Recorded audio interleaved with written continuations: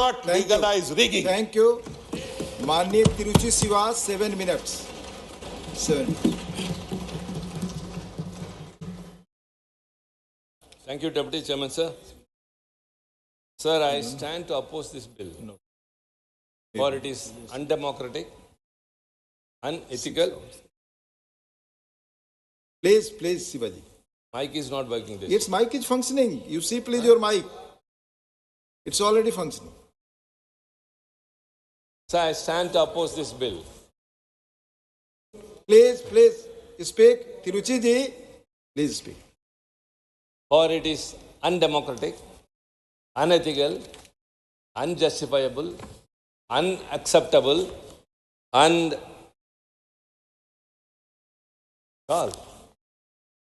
Shall is upsetting. I don't know. You please speak. You are losing your time. For it, sir, undermines the very purpose, sir.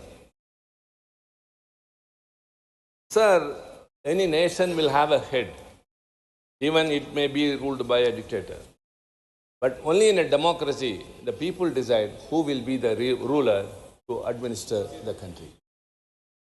And the unique and supreme indicator or identity of a democratic country is fair and free elections.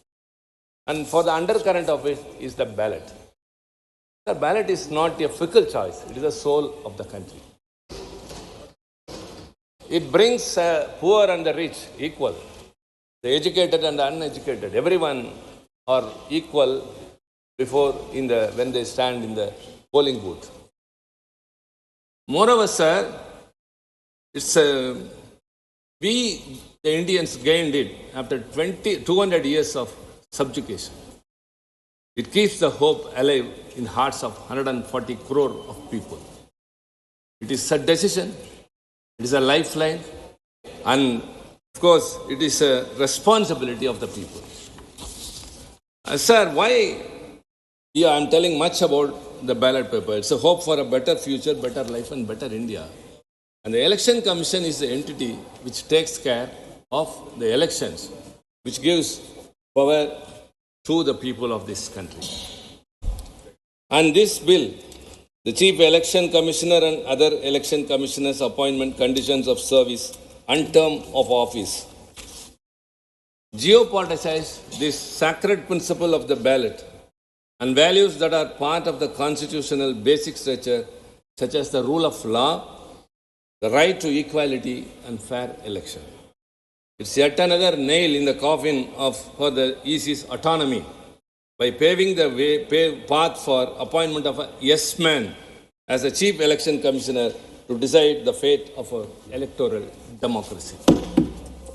Sir, the objection reasons very clearly say the Honorable Supreme Court in writ petition civil number 104 of 2015, Anup Banarwal vs. Union of India, declared that the appointment of CEC and ECs shall be made by the President on the basis of advice tendered by a committee consisting of the Prime Minister, the leader of opposition in the Lok Sabha, and in case there is no such leader, the leader of the largest party in the opposition in Lok Sabha, having the largest numerical strength, and the Chief Justice of India. This is very important, sir. It has been clarified that in the aforesaid judgment that the said norm provided by Supreme Court will continue to hold till a law is made by the Parliament. Now, an attempt is made here. We have brought a bill to enact a law.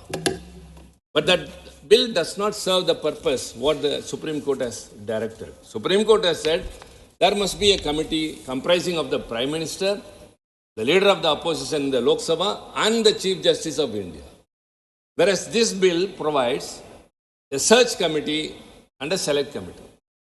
And the search committee consists of only bureaucrats. The secretary in the government, who may be in office, they will comprise the search committee and they will give a panel of members. And the select committee, the bill provides the Prime Minister, the leader of opposition, or the leader who is the major party in the opposition side, if at all there is no leader of opposition, and a union minister appointed by the Prime Minister. Then everything is over. And further it says that To select an election commissioner or the CEC, there need not be a unanimous decision. A majority will be enough. Means very clear. Why this bill? You can very well, jolly well say that whatever the government wishes can be done. Sir, Madam, I would like to say one thing. This government has brought all the bills and legislative laws which I have repeatedly said that don't forget, one day or other you will be in the opposition and you will face the wrath of all the legislation you have done. They think that they will be forever in the ruling party and the treasury benches. So the Prime Minister and the Union Minister appointed by him along with the leader of opposition, what will be the decision? What the Prime Minister and the Union Minister will decide. So their choice will be there. And otherwise, one more thing, other than the members suggested by the search committee, the select committee can appoint anyone else. Then what is the use of the search committee? See, there is a search committee consisting of only bureaucrats.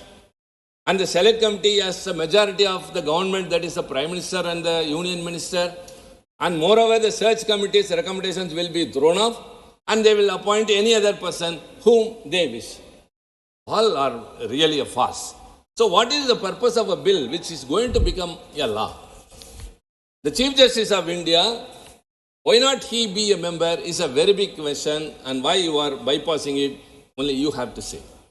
What is wrong or what prevents you or objects you by having the Chief Justice of India as a member of the Select Committee? So, I would like to quote Dr. Ambedkar, very, very pertinent. Everyone has to repeat it, no wonder, because he is the architect of our Constitution. The episode reminds us, on June 16th, 1949, during the debates in the Constituent Assembly on the draft Article 289, now Article 324 of the Constitution, dealing with the Election Commission, he precisely said, I quote Dr. Ambedkar, quote, there is no provision in the Constitution to prevent the appointing of either a fool or a knave or a person who is likely to be under the thumb of the executive. Said by none other than Dr. Ambedkar. A day earlier, unquote, a day earlier on June 15, 1949, while moving the draft Article 289 in the Constituent Assembly for setting up an election commission, Ambedkar had observed, quote, without any kind of dissent, that in the interest of the purity and freedom of elections to the legislative bodies, it was of utmost importance that they should be freed from any kind of interference from the executive of the day. But now the executive is having the entire control. The select committee can ignore those members, Mike, can ignore the recommendation of the search committee and it can, excuse me, I can just put, I don't know, in the winter we cannot wear the shawl because of the mic. This has to be taken note of by the Parliament of Westminster.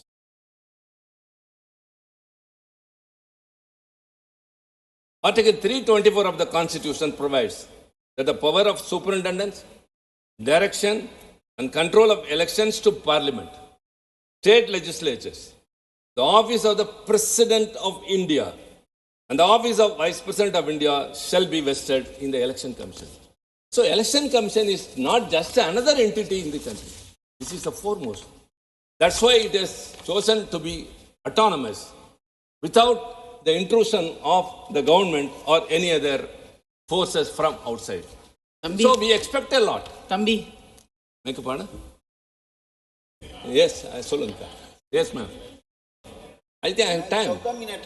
Just 5 minutes more. I have 5 minutes. 5 minutes. 7 minutes. Yeah, I know. I have given the remaining time only. If I can, The I'll give you contravention all of the Supreme Court judgment in this bill, in the absence of a parliamentary legislation guiding the selection of ECI members, the 5 judgment I told earlier, the Supreme Court laid down interim guidelines. The case challenged the constitutional validity. And now that the recommendations have totally have been overlooked by this government through this bill. In 1990, the Dinesh Goswami Committee had made suggestions to ensure independence of the ECI. Number one, the removal process of CEC and administrative independence of the ECI. So also it has been repeatedly, even in the Supreme Court in 1995, ECs are considered to be at par with the CEC in hierarchy. But now what is happening? The CEC can remove the EC, whereas the CEC can be removed only by an impeachment. Along with all other things, the CEC was earlier on par with the Supreme Court judge. By way of this bill, he has been reduced to on par with Cabinet Secretary. Okay.